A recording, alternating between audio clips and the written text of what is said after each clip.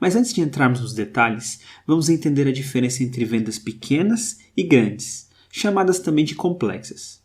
Algumas coisas mudam na cabeça do comprador de uma para outra. Primeiro, nas vendas grandes, o ciclo é mais longo, necessitando de várias visitas.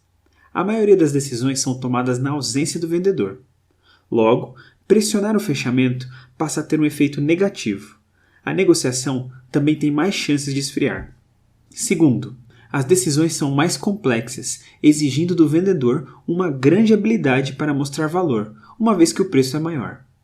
Terceiro, relacionamento contínuo. As pessoas pensam 2 vezes antes de entrar num relacionamento sério, o que torna uma negociação grande mais desafiadora no pré e no pós-venda. Quarto, em vendas complexas, o risco de erro é muito maior. As consequências de um negócio mal feito são muito sérias para o comprador, difíceis de esconder e geralmente podem custar o emprego de alguém. Logo, é de se esperar que em vendas complexas o comprador haja com muito mais cautela. A velha abordagem de vendas, onde se fazia uma abertura, investigação com perguntas abertas e fechadas, eram oferecidos os benefícios e logo em seguida se quebrava as objeções, para então fechar, não funciona para vendas complexas. O autor propõe uma nova estrutura. Nós veremos cada um desses passos em detalhes. Vamos à primeira etapa. Na fase de abertura, as primeiras impressões são formadas. Essa fase é importante, mas perde a relevância à medida que a venda fica maior, pois o relacionamento se torna duradouro, minimizando o impacto do primeiro contato. É preciso tomar cuidado para não parecer artificial e repetitivo, explicando o motivo da reunião para obter o consentimento do cliente para a próxima fase, a da investigação. Outra dica importante é não demorar muito nessa etapa e evitar falar de soluções logo de cara, para não gerar objeções e questionamentos antes de mostrar os benefícios. Para se iniciar a etapa de investigação, é importante conhecer os 2 tipos de necessidades e como eles afetam a compra. Necessidades implícitas, quando o cliente sente que tem alguns problemas, dificuldades ou insatisfações. Geralmente são suficientes para fechar uma venda pequena, mas não uma venda grande. Necessidades explícitas, quando além de sentir, o problema incomoda tanto que ele já expressa a urgência de resolvê-lo. Esse tipo sempre envolve um desejo de ação por parte do cliente. À medida que a venda se torna maior, as necessidades explícitas ajudam o comprador a perceber que a gravidade do problema é maior que o custo da solução, impulsionando a compra. O objetivo da investigação é fazer perguntas, identificando necessidades implícitas e transformando em explícitas. Existem 4 tipos de pergunta. Primeiro, perguntas de situação. Ajudam o vendedor a entender a situação atual do cliente, como por exemplo, qual seu volume anual de vendas? Reúnem fatos, informações sobre o comprador. São importantes, mas em vendas grandes devem ser usadas com cuidado, pois podem entediar ou irritar quem está sendo questionado. Segundo, perguntas de problema. Por exemplo, seu sistema atual é confiável? Exploram dores, trazendo à tona necessidades implícitas. São mais eficazes que as de situação. Esses 2 tipos são extremamente poderosos em vendas pequenas, mas não possuem tanto impacto em vendas maiores. Terceiro, o terceiro tipo são as perguntas de implicação.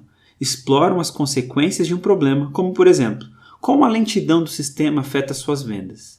Mostram que o problema é mais grave do que parece, preparando o cliente para a solução. Quarto, e para fechar temos as perguntas de necessidade de solução. Uma vez claro o problema e suas consequências, é hora de mostrar a saída. Perguntas como, ajudaria a ter uma máquina 2 vezes mais rápida? Fazem o cliente declarar os benefícios esperados, trazendo necessidades explícitas à tona. Esses são os 2 tipos de perguntas mais poderosos para vendas complexas, pois fazem o preço parecer pequeno diante do valor oferecido. Uma vez feitas a abertura e a investigação, é hora de demonstrar capacidade. Existem 3 formas de fazer isso. Primeiro, características. Detalham qualidades e detalhes técnicos dos produtos e os serviços. Por exemplo, o airbag de um carro. Segundo, vantagens. Mostram como o produto pode resolver alguns problemas que a maioria das pessoas tem. A comodidade do Uber, por exemplo. Terceiro, benefícios. Revelam como o produto pode resolver necessidades explícitas reveladas pelo cliente. sendo a demonstração de capacidade mais poderosa de todas. Se você diz que precisa de um sistema que te ajude a vender mais e te apresenta uma solução mostrando que é possível, sua necessidade explícita foi atendida da melhor forma. A demonstração de capacidade afeta diretamente a forma com que o cliente levanta objeções. As características, por focarem no produto, acabam gerando preocupações com o preço em vendas complexas.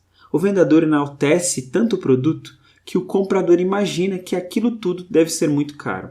As vantagens se concentram em soluções gerais, criando questionamentos e, consequentemente, objeções. O comprador não acha que o problema é tão grave para merecer uma solução tão cara. Os benefícios, por tratarem as necessidades explícitas do cliente, são a única demonstração de capacidade que consegue aumentar a percepção de valor. Vendedores habilidosos trabalham para evitar objeções, não para lidar com elas. A última fase é a obtenção de compromisso, onde se ajuda o cliente a tomar uma decisão, avançando no ciclo de compras.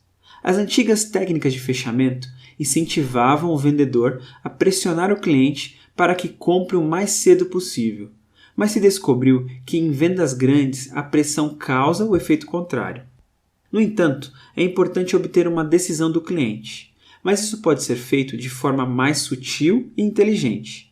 Em vendas complexas, cheias de etapas, um compromisso não significa necessariamente uma venda, mas sim avançar para a próxima fase.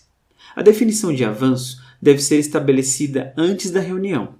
3 coisas podem acontecer quando se tenta obter um compromisso.